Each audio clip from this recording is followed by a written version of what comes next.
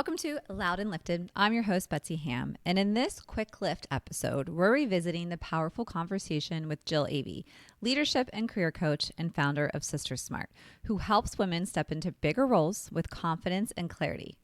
This episode unpacks what's really standing in our way. And spoiler, it's not just a lack of skill or experience, it's our mindset. We talk about limiting beliefs, saboteurs, and the pressure to please, and what executive presence really means. In under 10 minutes, you'll walk away with powerful reframes, tactical tools, and a reminder that confidence is a practice, not a personality trait. Let's dig in.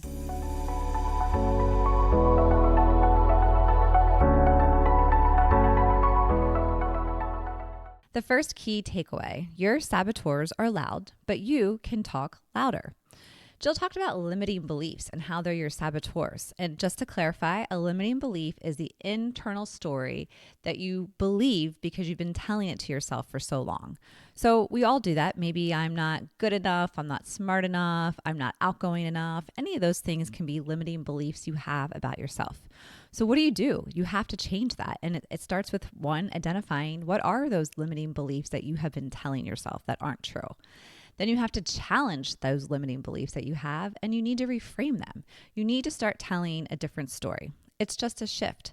Jill said about saying, that's not like me when you think of some of those limiting beliefs. You're retraining your brain to become the version of who you want to be. I gave the example when she was talking about it. Even sometimes it can be something very tactical. In the beginning of my career, I remember thinking I wasn't good with numbers. I wasn't good with accounting or finances and that kind of thing. And I started to believe that just because at that time, marketing people weren't typically good with numbers. And I realized that wasn't really true. Sure, it's not my strength. It's not probably the best thing. I'm never going to be hired to be a VP of finance, but I started to believe that. So I had to really start to flip the script. I did some work, so I became better at that as well. But I started saying, no, I like numbers. I'm not bad at math. I'm not bad with numbers. And eventually I started to believe the story essentially that I was telling myself. And I stopped saying that to other people, because that's part of it too, is when we're constantly putting ourselves down. Oh, I'm not organized, was Jill's example. Then people start to repeat that back to you. So now you're having that reinforced as well as having it in your own head, which we just have to kill it all. We just have to stop, and we need to reframe it, and we need to start telling ourselves a different story. So action item for this one: pick one of those limiting beliefs, one of those thoughts that you have in your head, and rewrite it. Start with a "that's not like me" and follow it up with the behavior or mindset you want to embody. Second takeaway: executive presence isn't a buzzword, it's your next level. Executive presence is what signals to others that you're leadership ready. It's made up of communication, gravitas, and appearance, but it's also your authenticity and how you treat people. In my previous career, I heard that word a lot. When you got to a certain level, a director level, and you wanted to be at that VP level or management level, they would talk about executive presence. And I remember not completely understanding what that means, because let's be honest, it's sort of subjective and it's different to everyone. And I think depending what company you're at, the expectation is different. So all you can do is think about, how are you showing up? And I think I've mentioned PI on multiple episodes, and I'm really excited that we'll have Linda here to talk about PI soon. But part of the PI, performance, image, exposure, is that image. So it's how people talk about you when you're not in the room. How do they describe you? How do you portray yourself? How are you perceived in meetings and on Teams calls? Are you present and engaged and poised and confident? Or are you sitting in the back of the room? Are you not speaking up? Are you sort of slouched over and just coming across like you aren't the expert in whatever area that you probably are?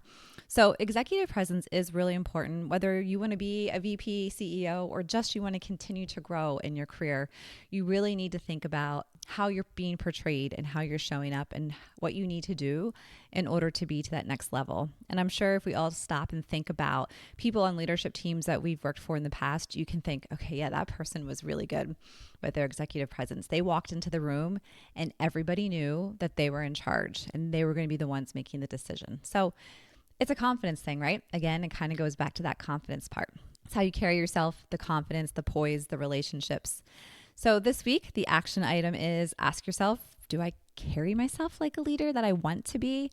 And then pick one area, whether it's your voice or your posture or boundaries or kindness, and level it up. And actually, I think the great part of this is somebody that you trust. Have that conversation. Ask them for feedback. How do I show up? What do you think about my presence when I'm in the room? Whether it's your boss or a peer, it's great to get that outside perspective. The next key takeaway is busyness is not a badge of honor. We are, as women, are socialized to be helpful, pleasing, and nice. But too often, that turns into chronic busyness and burnout. Now, let's recap. If you've been listening to prior episodes, how many times we talk about being busy and overwhelmed and work-life balance. I mean, it's come up so much, and that's because it's an issue. It's an issue for us as women, especially where we try to take on so much. So the juggling and the prioritizing is so important. So how do you get better? There's a reason. We just kind of have to take a step back, as we've talked in other episodes about looking at our calendar, being intentional, setting boundaries, scheduling time for what really matters, and just chill. Action item for this week. I know this has been an action item in the past, but say no to one thing this week that is not aligned with your goals. Reclaim your time with intention.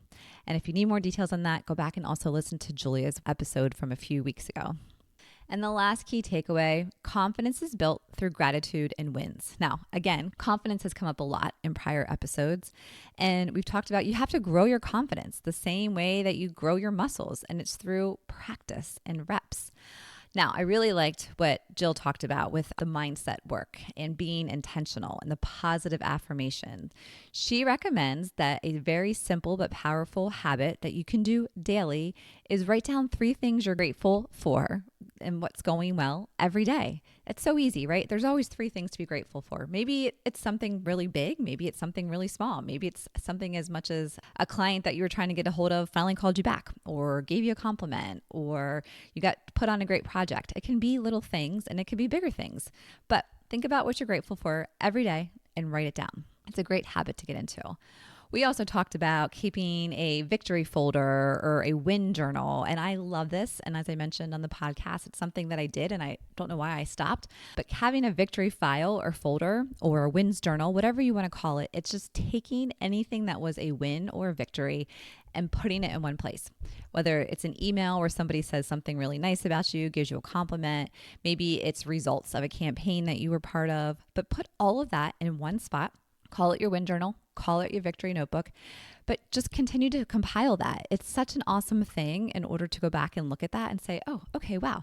It helps to build your confidence, helps you to give you that credibility. And hey, let's be honest, honestly, if you were thinking about interviewing for a job in the future, you have this little win folder that you can go back to and be able to pull ideas of things that happened that went really well. That to me is the bonus. The more important part is building your confidence by keeping track of those wins and what you did well.